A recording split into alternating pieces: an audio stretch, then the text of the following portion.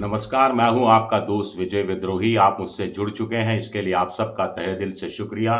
और अगले 8-10 मिनट मैं आपके लूँगा, आप थोड़ा सब्र से पूरा वीडियो देखिएगा, बड़ा मज़ा आएगा।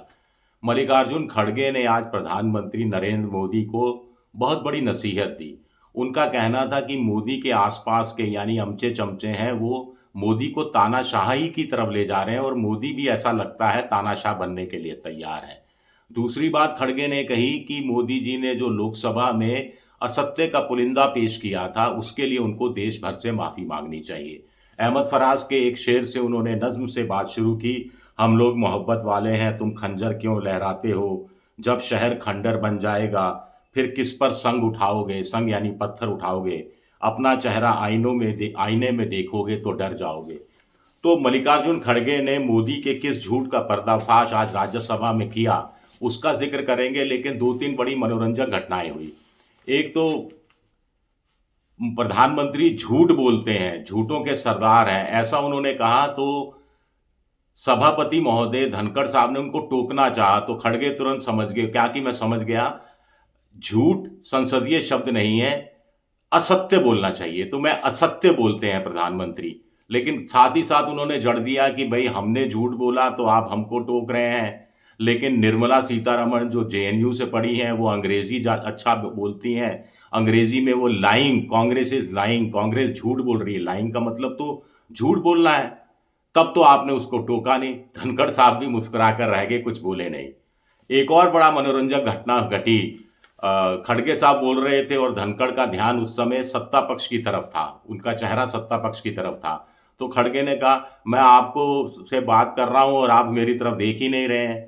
तो धनखड़ साहब ने चुटकी ली, मैं तो 99% आपको देख रहा हूँ। इस पर खड़गे जी का कहना था कि 99% क्या होता है, 1% तो नहीं देख रहे ना, 1% तो बहुत कुछ होता है।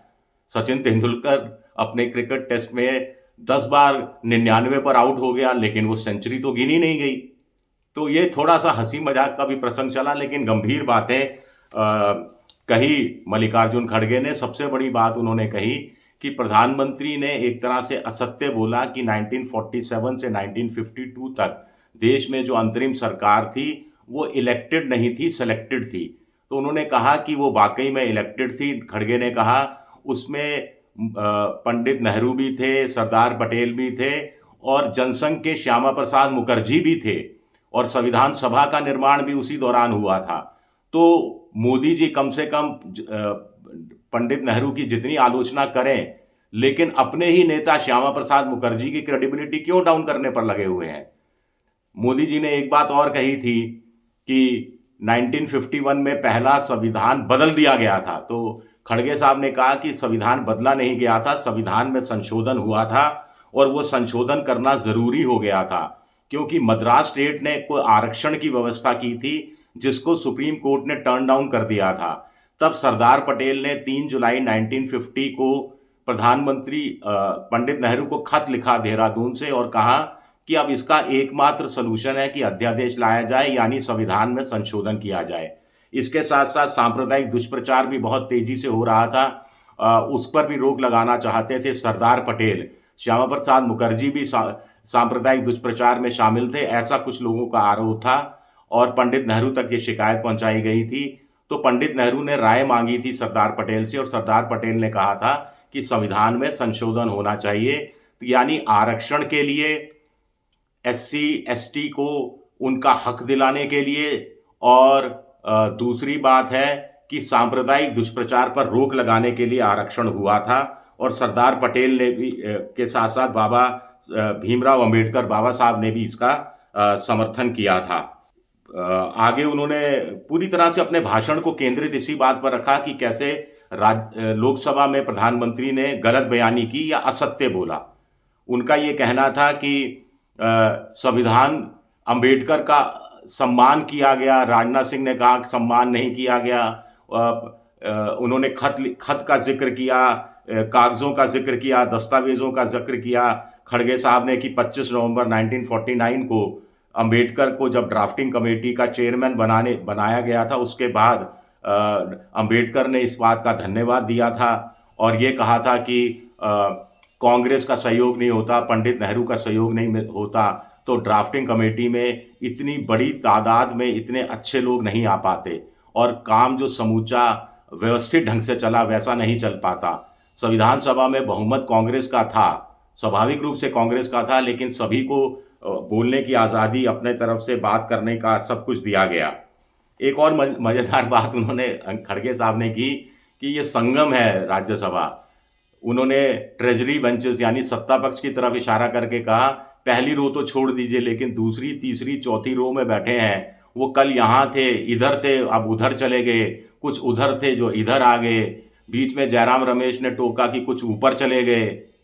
तो इस तरह की बातें भी उन्होंने कही कि आगे स्टेट पर गुस्सा नहीं निकालना चाहिए। जो आपको कोई राज्य के अंदर जनता किसी रीजनल पार्टी को चुन लेती है, तो कुल मिलाकर ममता बनर्जी की मांग का समर्थन एक तरह से खड़गे ने किया कि आपको स्टेट नहीं चुनती है तो डबल इंजन की सरकार का आपका जो नारा फेल हो जाता है, तो आप बदला निकालते हैं वोटर से। आप उनका मनरेगा का पैसा, जीएसटी का पैसा रोक देते हैं या देर से देते हैं, रेलवे के प्रोजेक्ट और दूसरे प्रोजेक्ट नहीं देते हैं, तो ये काम नहीं किया जाना चाहिए, ये संविधान सम्मत नहीं है। ये बात कुल मिलाकर खड़गे साहब ने कहने की कोशिश की।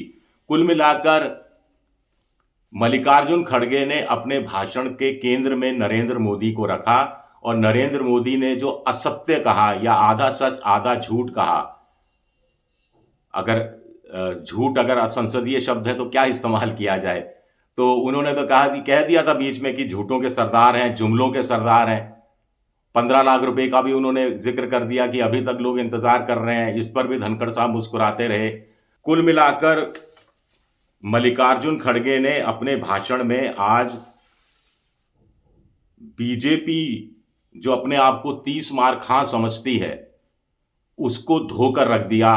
कह दिया अमित शाह एक वॉशिंग मशीन लेकर आए हैं, बहुत बड़ी वॉशिंग मशीन लेकर आए हैं, उसमें जो जाता है वो क्लीन हो जाता है। हमारे यहाँ खाता पीता है, पद पाता है, तरक्की पाता है, राजनीति में सीढ़ियाँ चढ़ता है, लेकिन उस वॉशिंग मशीन से गुजरकर हमको ही गलियाना शुरू कर देता है। सरदार पटेल का जिक्र बार बार किया और बीजेपी का जो इस समय जो एक है सेफ है का नारा है, उसको भी सरदार पटेल से जोड़ दिया। बड़ी चतुराई से मल्लिकार्जुन खड़गे ने सरदार पटेल का ज्यादा जिक्र करते हुए बीजेपी को घेरा। उन्होंने कहा सरदार पटेल ने देश को एक किया, 500 रियासतों को एक किया, और अब ये कह रहे हैं एक है तो सेफ है, बटेंगे तो कटेंगे। कौन बांटने वाला है? कौन भारत की पर गलत नजरों से देख सकता है? तो कुल मिलाकर इस ढंग से बड़ी चतुराई से मल्लिकार्जुन खड़गे ने हमले किए। आखिरी में उन्होंने ये राहत इंदौरी का एक जो गजल का एक शेर है वो पढ़ा कि अपील भी तुम, दलील भी तुम, वकील भी तुम, जिसे भी चाहो हलाल कर दो, जिसे भी चाहो हलाल कर दो। शुक्रिया, मेरा ये वीडियो देखने के लिए। पसंद आए तो लाइक कीजिए, सब्सक्राइब कीजिए, शेयर कीजिए। शुक्रिया, बहुत बहुत शुक्रिया।